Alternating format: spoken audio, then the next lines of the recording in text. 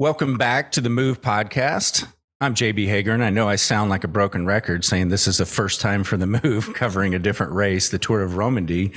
Luckily, I'm joined by two experts who watch every race on the planet constantly.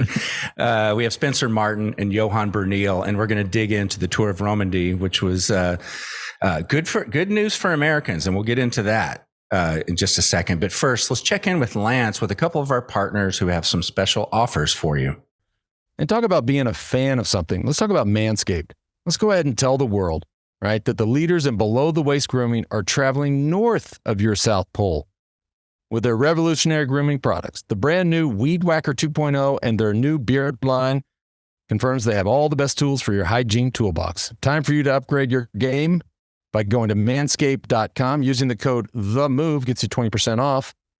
But gentlemen, while you're there, check out the Beard Hedger Pro Kit. This is one that I can barely grow a beard, so George is all about this. A couple of other cool factoids: waterproof, cordless trimmer, rotary wheel, 20 hair cutting links, all with one guard.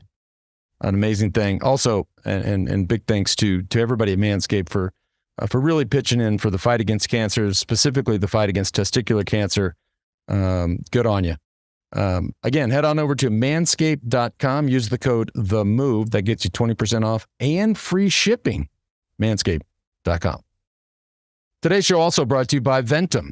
This is our bike, our go-to bike of choice for not just myself, but George as well. We just got our new NS1s. We were just over in Europe and have been just riding constantly on the new NS1. Thing's a damn rocket ship.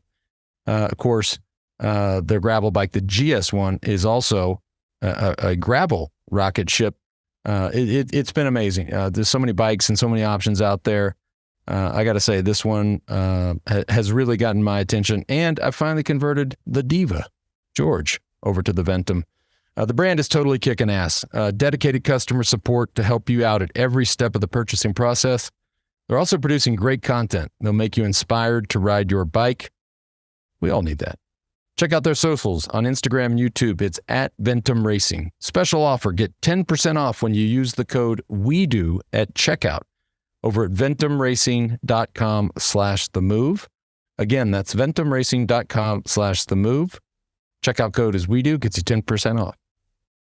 All right, let's start with this. Spencer, why don't you just kind of go through the winners, and then we have some pretty cool details that we want to talk about.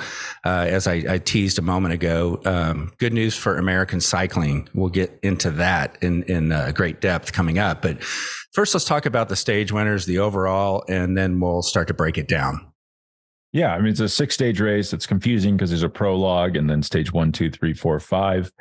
We were just discussing up top. Odd because there's 2 time trials in a 6-stage race, but I guess that's because it's in Switzerland and they love their time. But the prologue was won by Joseph Cherney of Soudal Quickstep.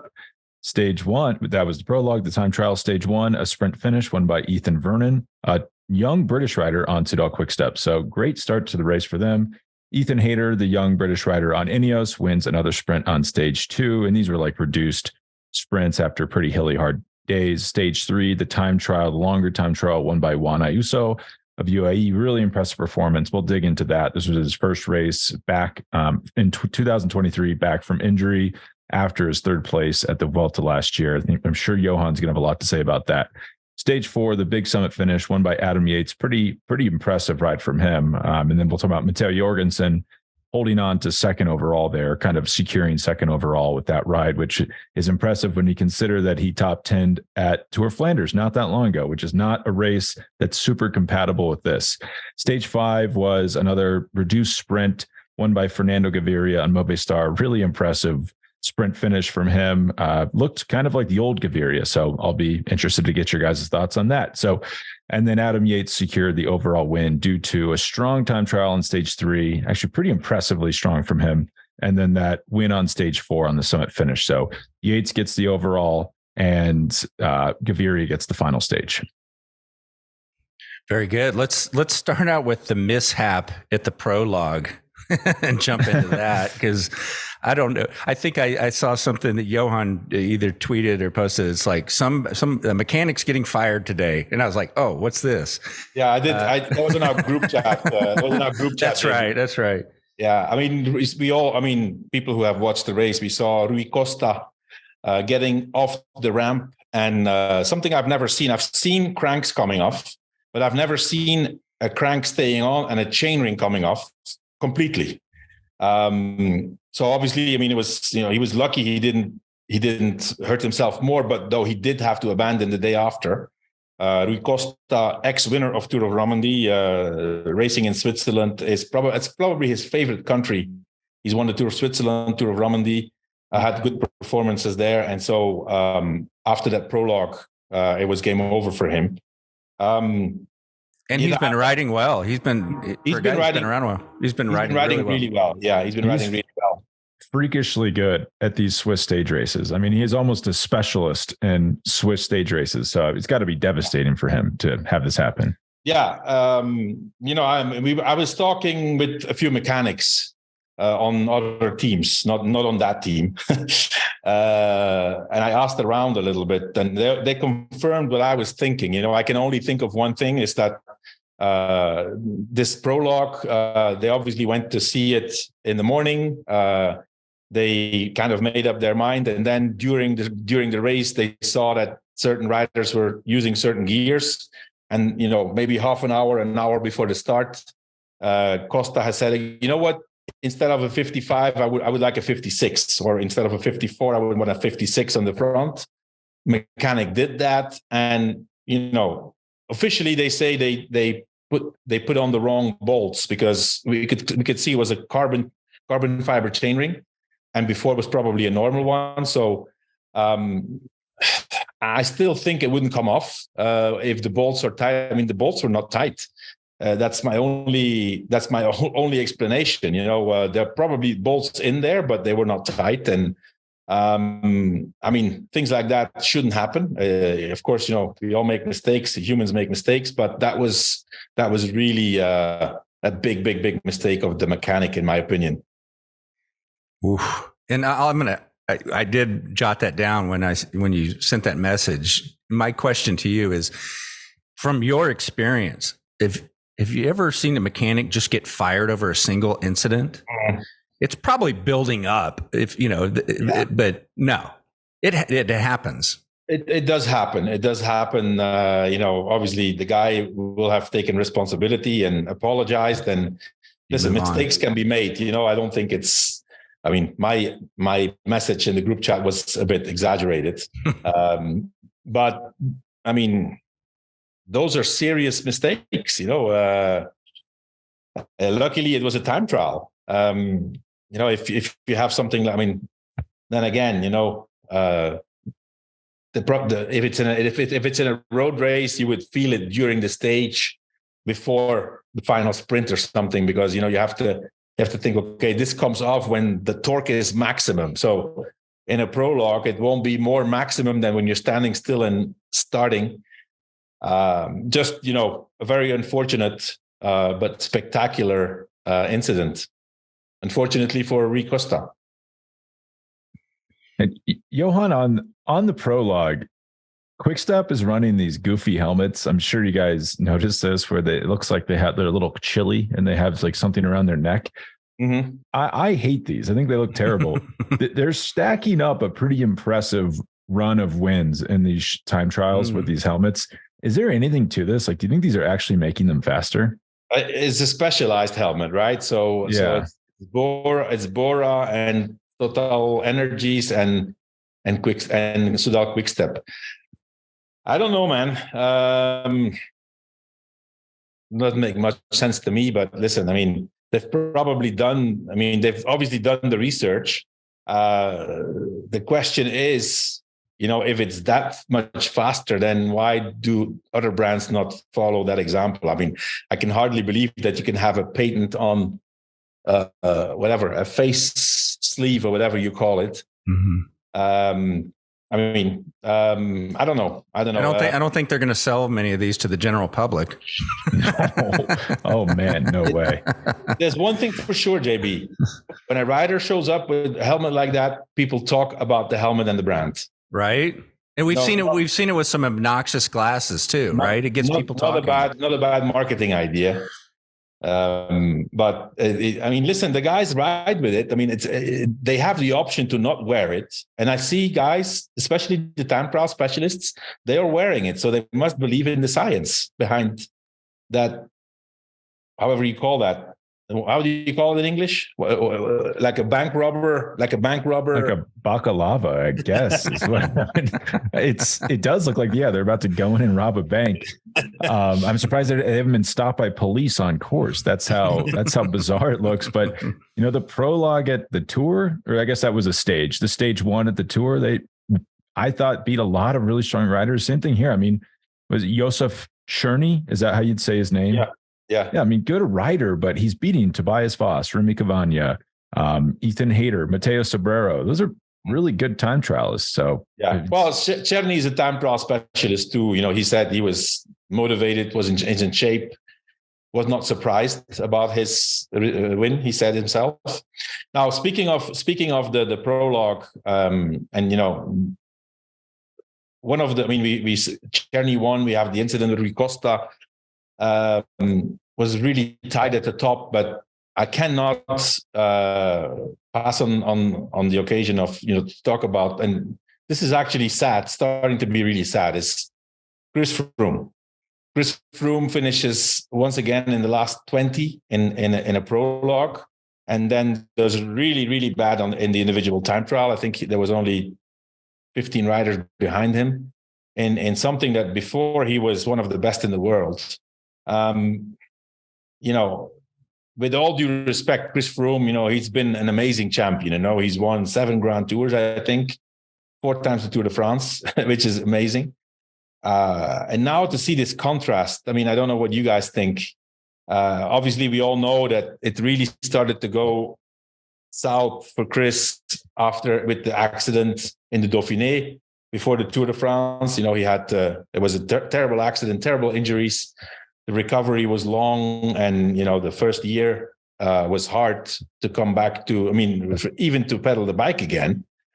But now we're 3 years, 4 years down the road, and I think it's a sad sight to see such a big champion to be struggling like that. And I say, why don't you just stop racing, Chris? It's like, okay, listen, I mean, we all know he has a huge contract, but man, it's not like he was riding for peanuts before either, I think, when he won all these Grand Tours. And yes, now it's a huge contract, good negotiation, but there must be some kind of, I mean, just, make a deal with your employer, take half of the money and stop cycling. I'm pretty sure they would be glad to pay half of the money to get out of that contract from a business perspective. I think it's a sad sight, and they're limited. You've pointed this out on a previous show that was new to me. The teams are limited on the number of riders they can have on their team per season. It's occupying a slot. Well. But I think the biggest problem there is it's occupying a huge chunk in the budget. Yeah, a big chunk of their budget. You can always get rid of a rider, by kind of paying him and placing him in another team. And that's not the issue there. I think it's the budget issue. And let me be clear, it's not the only rider, right? He's there.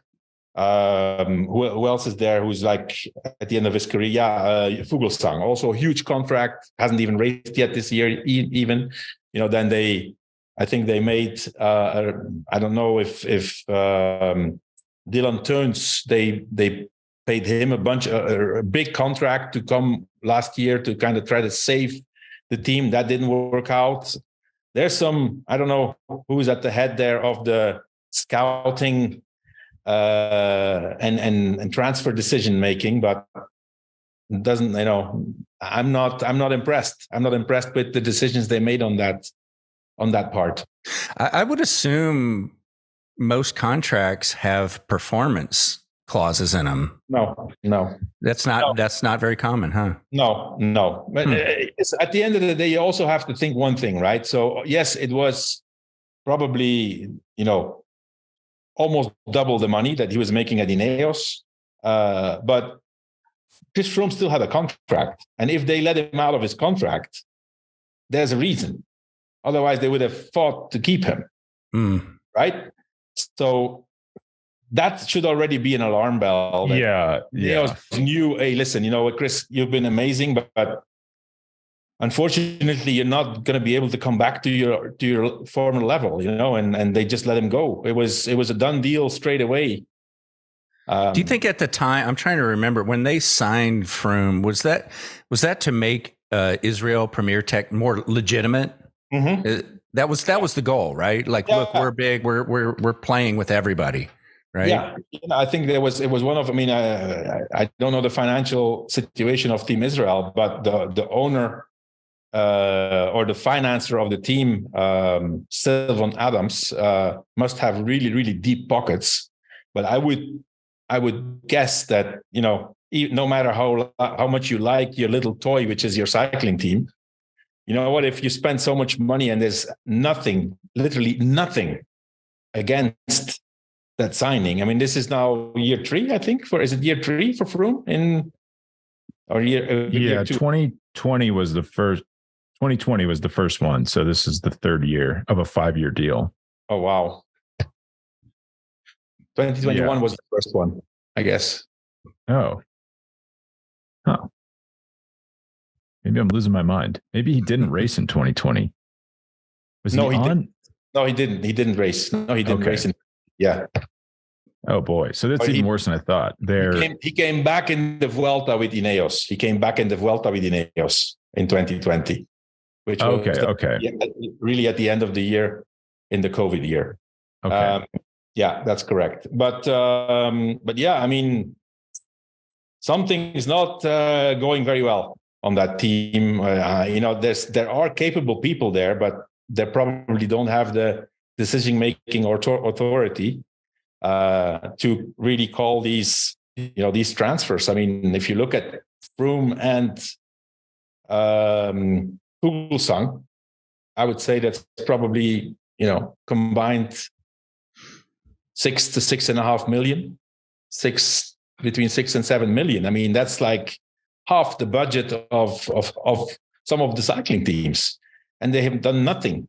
Well, so, I mean, Mike Woods, pretty good. Not as good as he was before he went to Israel. Mm-hmm. I mean, they're getting people on the downslope. This is the problem. They're getting everyone on the downslope of their career, probably because you never really want the person running the team who's writing the checks. You want some sort of, like, you want to hire someone whose job it is to run the team and evaluate talent, as opposed to just, I like Chris Froome, I like Mike Woods, this is going to be awesome, let's hire him. Yeah, it's just, I think maybe Adams is too close to the situation.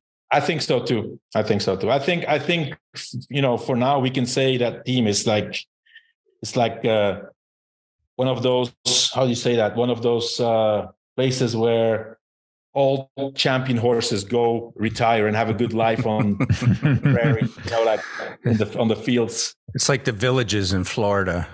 Yeah. I think it's like a Kentucky stud farm or something. It's all old horses heaven. And, on the opposite, it's been the theme of this show for the last year, at least, is young talent, finding young talent, grabbing young talent. They're performing really well. Mm-hmm. In fact, we have a couple of riders that we want to talk about today that, and I'm just selfishly, being an American, excited to talk about Matteo Jorgenson. Yeah. Grabbing second overall and very close to winning a very big stage race. So yeah, and confirming really that he is getting to the level that he's going to be. I mean, he's maybe already one of the top 10 best riders in the world right now. Wow, and he just turned 20. What, a month or two ago? Correct? No. Jorgenson. Sorry. I'm thinking. Yeah, go ahead. Yeah, Jorgenson is older than that, but he's still in the running for he was still in the running for the young for the young competition, which is He's 23. 23. Okay, my bad. Yeah. It's still, you know, I mean, Very young. he is, and you can really see the progress. You know, you can follow that progress step by step. He was at the level to win this. He, you know, came across Adam Yates, who was just a bit better. Did an amazing time trial, Jorgenson, and also amazing climbing. That, you know, that was a hard climb, 21 kilometer uphill. So I think it's the confirmation that this rider is you know, the real deal. I haven't seen it confirmed, but I think it's confirmed that he's actually going to leave Movistar, and reportedly has signed for Jumbo-Visma. If that's the case, I think that next year we're going to see a Matteo Jorgenson who still steps it up another level. You know, we all see what happened to, for example, Christophe Laporte. You know, really, I mean, you cannot have two teams that are more separate than Movistar, which, you know, they're obviously, I mean, listen, they've been around for more than 40 years, right?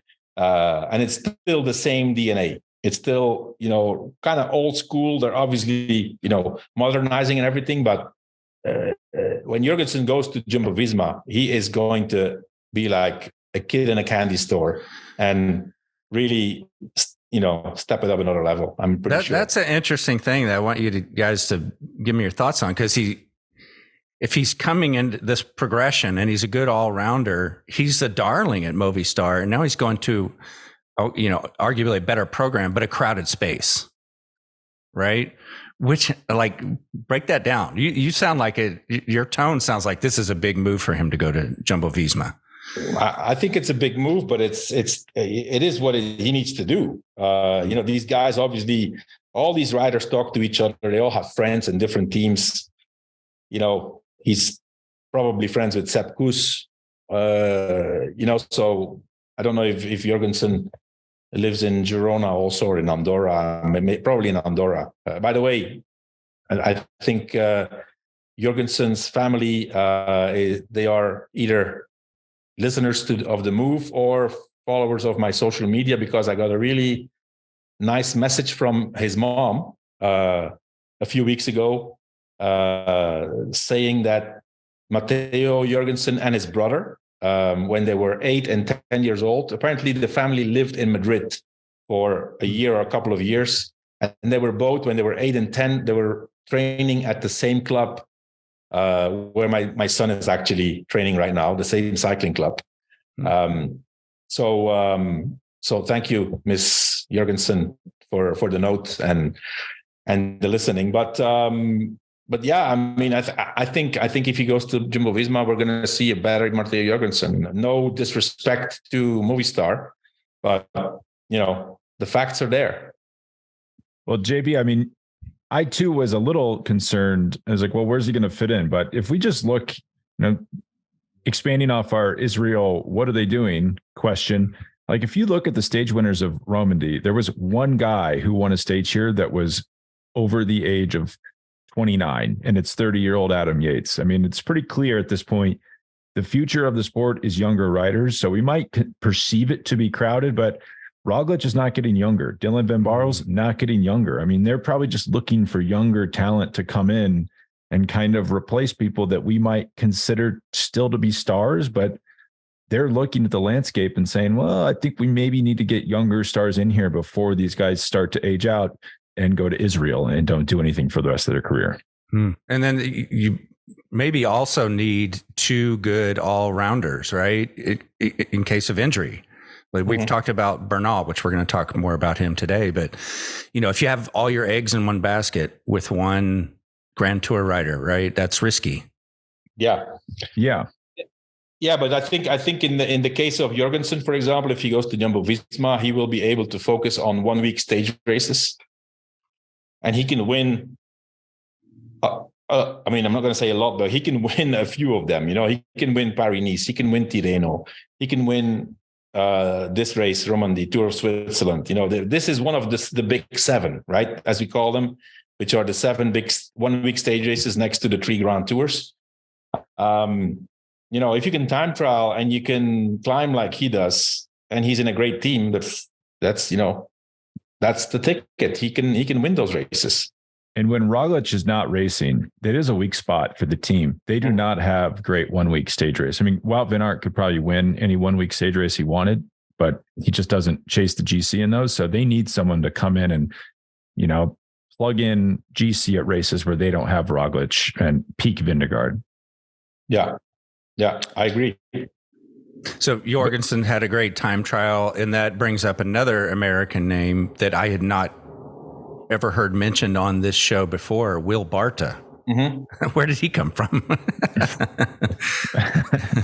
Well, Will's claim to fame is also on Movistar, by the way. Also on Movistar. I was joking in the pre-show. Movistar is the new best American team in the sport. I believe they have the same, if not more, number of American riders as EF, like the Great American Team, and also maybe the same or more than Trek as well, which is registered in the US. But Barta, his standout ride was getting second in, I believe it was the 2020 Volta a España. It was an excruciating second place. I'm looking it up now just to make sure I got it right. Yeah, 1 second. He lost it in 1 second. 13 time trial. Roglic beats him by a second. He was in the hot seat all day and then loses the stage at the very last second. Brutal way to lose it. Similar thing here where he was in the hot seat. He had to put down a great early ride. Looked like maybe he could win the stage, and then his teammate and countryman Jorgenson smashed his time. And I'm thinking, wow, Matteo is going to win this time trial. And then no, Juan Ayuso, 20 years old, coming into his first race of the year. Yeah. I always thought time trials are something that that's the last thing to click into gear when you're getting fitness. Apparently not with him. It's just like, whatever, I'm coming off the couch. I'm going to crush this time trial and win it. So, but Barta getting fit there was really good. I think Juan Ayuso, that performance, it says a lot about his quality as a cyclist. He is. First of all, if you look at him, the guy. First he looks a lot older than 20. When he speaks, his interviews are incredible. First, also for a Spanish guy, he lived for 2 years in the United States. His English is impeccable, like perfect English. But the way he talks, the way he looks forward, the way he sees himself and his position in the sport, this is like an established guy already, And the day before he was second in the bunch sprint, only beaten by Ethan Hayter. And to win that time trial, that was a surprise, and to me it was a surprise, and to him probably also. I think he kind of understand there that he was not going to be able to maintain the lead, because he had doubts about his form. But man, if you win that time trial, you have to be damn good. That's pure talent. Who's winning a World Tour time trial not on peak form? It's unbelievable. And with after 7 months of no racing and only having been given the clear 1 month before to train full, because he has this strange injury, which apparently is still not fixed. There's still, it's a nerve inflammation at his heel or his Achilles tendon or something. So, to do that, that's like, okay, this is like a super talent. 19 years old, third in the Vuelta. Yeah. Yeah. The UAE must really believe in him. They have him signed through 2028. Mm-hmm. That's a lot of security and a lot of anticipation that he's going to perform. Yeah. Interesting. Throw some cold water on me here if I'm out of control, but with the sprint on stage 2, time trial stage 3, and his third place in the Volta last year, is this not reminding you of Tadej Pagachar? Of course. Yeah. It is like, what if they have Pagachar and then they have this second Pagachar as well? Mm-hmm. Like, it's not out of the realm of possibility. They've snagged the two most talented riders in the sport, at least from a GC perspective. The guy's a racer and a champion since forever I can remember. He was Spanish champion in all the categories. Then I think was the year, not last year, the year before he won the baby Giro under 23 in an unbelievable dominating fashion. You can see that guy is just something else, and here he proves it again. I was really surprised to see I thought, he's going to go to Romandie, try to finish the race, see if the injury is okay. No, he was racing from day one, and already in the prologue, he went full gas, and to do that, how can you even train for an effort like the time trial, without any racing? 7 months of no racing, and then you train and you win. Yeah, it's possible he wasn't even training that much on his time trial bike. Just, this feels good. I'll just see how fast I can go. I won the time trial. Should we talk about after stage 3? I maybe was overly excited. I was thinking, wow, he's going to win the GC. Like if he can win the time trial, he can hang on this steady climb. And then I'm start thinking, poor Adam Yates, he leaves Ineos. Why exactly did he leave, Johan? Did he leave because he felt like he wasn't going to get opportunities there, or he just got a better offer from UAE? Well, I think the money is going to have been a factor, but then again, Ineos is also, they are the biggest budget in pro cycling. Yeah. So I don't know how much they paid him. He was a good rider when he was on the Australian team. I don't remember what it was called when he left. Was it Bike Exchange when he left? I think it was Bike Exchange. Yeah. But so he's gone for a really good salary to Ineos, and I don't know. I don't know if Ineos didn't have the confidence in him anymore, because he knows that if he goes to the UAE, that there's one guy when the biggest race in the world is going on. That's the guy, and it's not him. So I don't know, man. He's racing well on that team, I have to say. Yeah, it worked out. Ayuso gets dropped. There was pretty hard pace. Oddly, Jayco seemed to be the one taking it up. They jostled Ayuso loose. It worked out perfectly for Adam Yates and kind of set him up. And that's what Adam Yates does. He has some deficiencies as a GC rider, but stringing it out and then winning a long, steady climb is not one of those deficiencies. Like especially those kind of stages with like one hard climb at the finish. He is, I'm not going to say the best, but in the 3 best of in the world. He dropped Remco in UAE, Tour of UAE. Yep. I think it's the only guy who was able to drop Remco in a 1-to-1 until now. So and I think within UAE, I think they knew that their real card to play was going to be Adam Yates. He had done this amazing time trial the day before, which, shows how good he was. And then once he went, there was really nobody who could follow him. Jorgenson did the right thing. He did what he had to do. He kept his tempo, like Indurain style, just keeping the tempo, but his pace was not strong enough to get closer to Adam Yates. And I think the best rider won the race.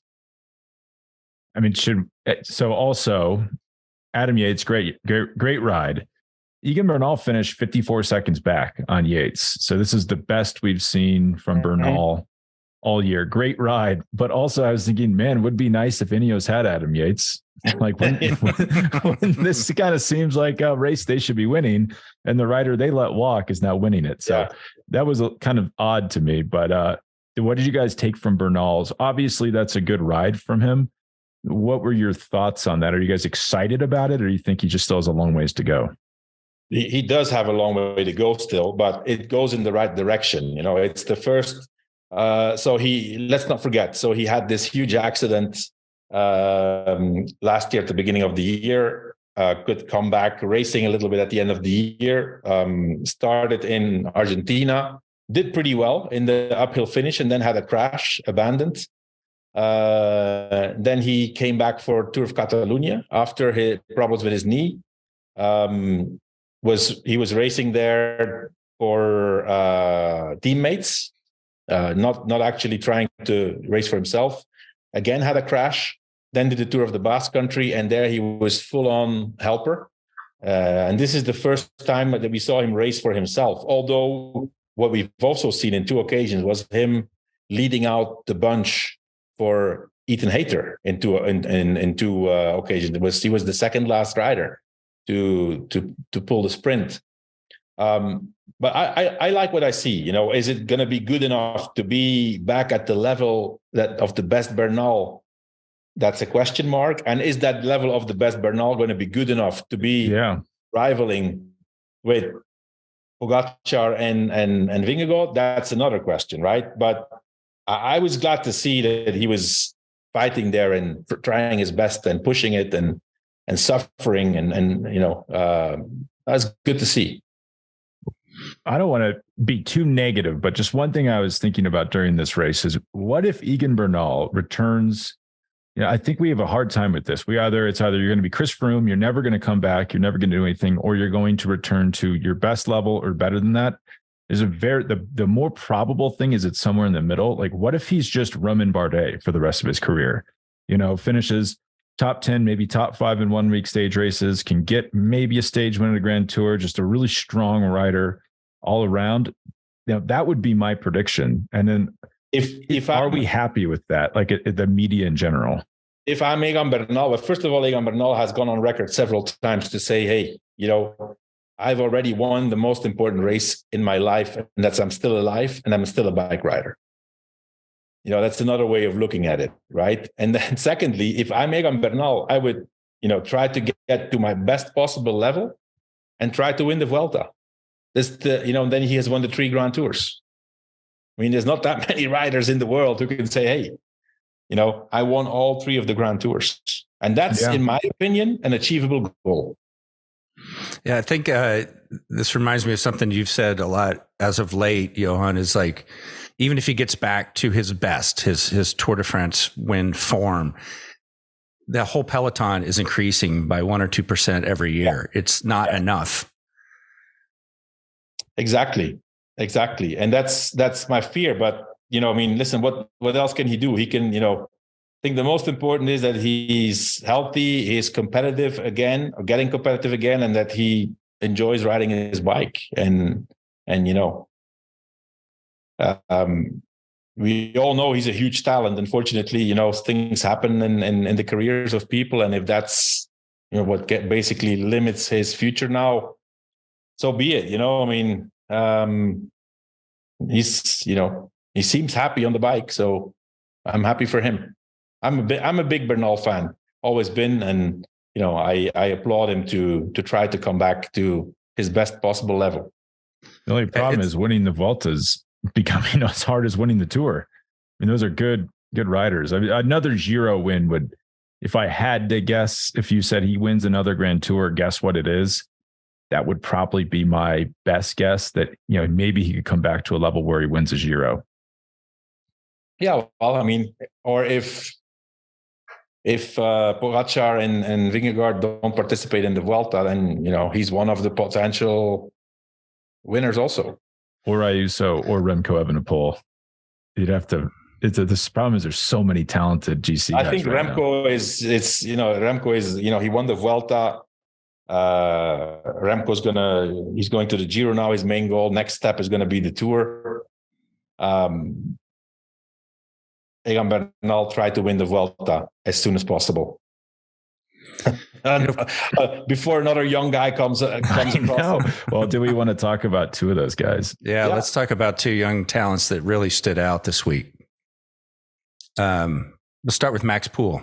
Yeah, I mean, Max Poole, born in 2003, just turned 20. I got the hint from his agent to check him out and look. We did mention him in the Up and Comers show, but I only mentioned him because I got that information from the guy who's representing him. But man, what he showed this guy to be fourth in a World Tour stage race at that young age, and especially how he rode. Also, how he rode on that climb. He was actually riding at the service of Romain Bardet. And then Bardet blew up and he stayed there, and he finished in front on that stage and finished his 4th. So he must have done a really good time trial too. Big talent. Again, we spoke about it in the pre-show, Spencer. Again, a huge British talent who's not on Ineos. Yeah, huge Strange. whiff. It's very strange. And then we'll let you say the name of this next. No, Spencer, you say it. Give it a shot. Give it a go. It's Sine Udenbrooks. Is that right, Johan? It's Kian Uitenbroeks. Oh, Kian, I never in a million years would have guessed that. Yeah, that's he's on the internet somewhere, and he says his name twice or three times for the journalists, so everybody can hear. Kian Uitenbroeks. Known as the in Belgium since a few years already, since he was a junior. I mean, he was a junior last year, I guess, 2 years ago. But was on the same team as when Remco was a junior his last year. And, the rumors were then there's this guy, Kian Uitenbroeks, he has better numbers than Remco Evenepoel. Hard to believe, but he must be quite close because, the guy is a huge talent. He won the Tour de l'Avenir last year really dominantly, by far the best rider in the race. And, now he's slowly building up. I think he was top 10 in Catalonia, his first World Tour stage race. I think he was 9th. Now is 6th in Tour of Romandie. I mean, those are two results that kind of say, hey, these are not anymore Mickey Mouse races. This is high level, and it's a guy I've been following him quite a bit. He is an unbelievably professional, focuses and has an amazing work ethic for all the details. And real climber, and he still needs to work on his time trialing, but he's getting the results that he's going for. So I've heard now that he would like to do the Vuelta at the end of the season. So that would be obviously also interesting for us Belgians to see him in the Tour of Spain. What was the youngest rider you ever took to a Grand Tour as director, Johan? You know what? I mean, I think it was probably Christian van der Velde in 99. I think he was 21, about to turn 22, and I took Christian to the Vuelta, to the Tour, because we didn't have 9 capable riders to go to the Tour on the postal team in 99. He got called up, and I do remember that I called Christian's dad, John. And I said, hey, your son is doing good, but he's young. Are you okay if I take him to the Tour? Wow. So I kind of asked his permission. That was how it was seen back then, 25 years ago almost. It was kind of super, super young, and you would normally not do that. It could ruin a rider. Like, it's just too much too soon. Or that was the belief then. Yeah. That was the belief then. Wow. Turns out we were all wrong. Well, it's funny you said, because you said go to the Vuelta, and I'm thinking, he's too young. But if you really think about it, I think a strong 20-year-old, I think it's fine. I think the mental part would be the biggest fear if you said you have to win this race or you're a failure, and then he doesn't win the race and he can't get over that. But physically, these 20-year-olds are so strong. I think it's probably fine for them to race a Grand Tour. I would definitely take him. If in today's cycling, and on top of that, he wants to go. He's eager to learn and feels motivated and is confident that he can do a good performance. I say go. I know one other rider we wanted to talk about today, because I'm remembering back when we started the Move podcast, it felt like, every other day we were talking about Fernando Gaviria. And then we weren't for quite a while. And then he looked great. And I also love your thoughts on those sprints that have, a hard turn near the finish, and he hit it first and finished it off. But that was impressive.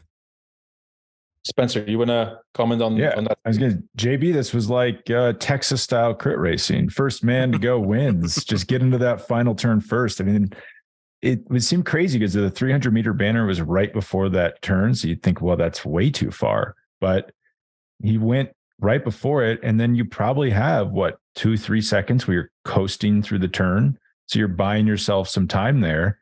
You open back up and, maybe it's only a 10-second effort after the turn. So it was actually, I thought, a really, really savvy thing for him to do. I thought, wow, he's still winning races at this age. It's so impressive. I looked it up. He's 28 years old. So not as old as I thought he was, but it was nice to see Gaviria come back, and not only the win, but just, it was dominant. As soon as he opened up that sprint, no one was even close. And, there probably wasn't, the race was so hard. There wasn't anyone on the level and just the power, the raw power that he's able to put out. But beating Nicholas Arndt, who's a strong rider, Ethan Hayter, who's becoming a really good, difficult day sprinter. Those are serious riders that he beat. Yeah. For him to be there, because the likes of Viviani and Cavendish abandoned, I think, on day 1 or day 2. But yeah, Gaviria, it's good to see him winning again. I would love to see him back to, his when he was on Quick Step, man, he was unbelievable. I said, that guy, I think he won one year. I don't know if he won 3 stages in the Tour. I think so. I think that was one of the first years of the move. Yeah, that's when Lance couldn't pronounce his name yet. Yes, I recall. I think it was Gaviria at that time. Gaviria. And he did we should say he got dropped during the stage, like 78K to go. He gets dropped. Yeah. And, the thing we've seen from him, maybe in the last 2 or 3 years, you can tell that he's defeated. He'll get dropped and he's just, the life comes out of the pedal stroke, but he didn't panic. He just kept chugging, and then he caught on. I think it was like 38K to go. So that's almost 50 kilometers of chasing. And that's hard. That takes a lot of work. And then to catch on, get to the front, win the stage. He must be in really, really top shape right now. Yeah, no, he must, it must be great for him to win again, on the World Tour level. He had 1 win in Argentina at the beginning of the year. So, I think, listen, Gaviria, great win, but also great race for Team Movistar, man. They had a few guys who are, I don't know if this is the team that, except Jorgenson, if this is the team that they're going to take to the Giro, but they were definitely super motivated for this race and on a very high level. The whole team as a whole, they did a really nice race. I know when we talked recently, Tour of Alps, you were guys, that's a good tune-up for the Giro. This is also like the last tune-up. Were there any takeaways of someone who, Giro, we keep talking about the 2-man race, but did you see anything that indicates a potential podium finisher? In my opinion, Caruso. Damiano Caruso, he was second 2 years ago when Bernal won. And obviously he's back in good shape. So he's going to be a podium candidate also.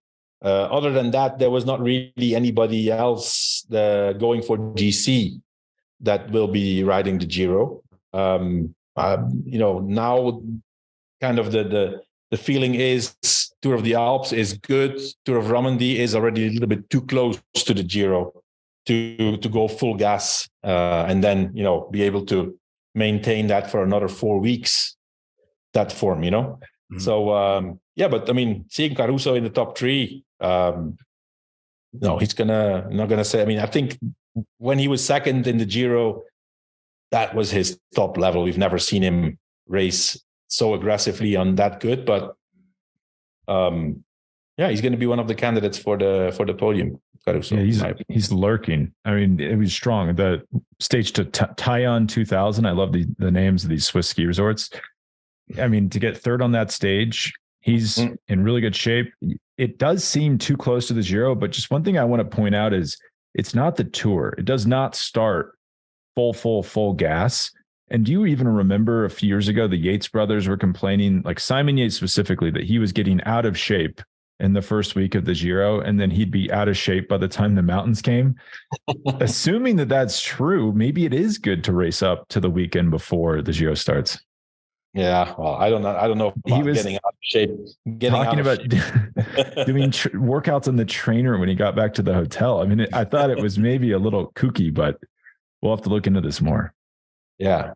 Well, speaking of the Giro, one thing I would like to mention, I mean, just my personal opinion, I've seen some pictures of Remco Evenepoel, one of the two big favorites for the Giro, together with Primož Roglič, training in Spain. And I kind of start to think that nowadays these top guys, when they train, their training rides are harder than a lot of races. The pain I saw on his face while doing, workouts, I have not seen Remco Evenepoel with that suffering face in any race.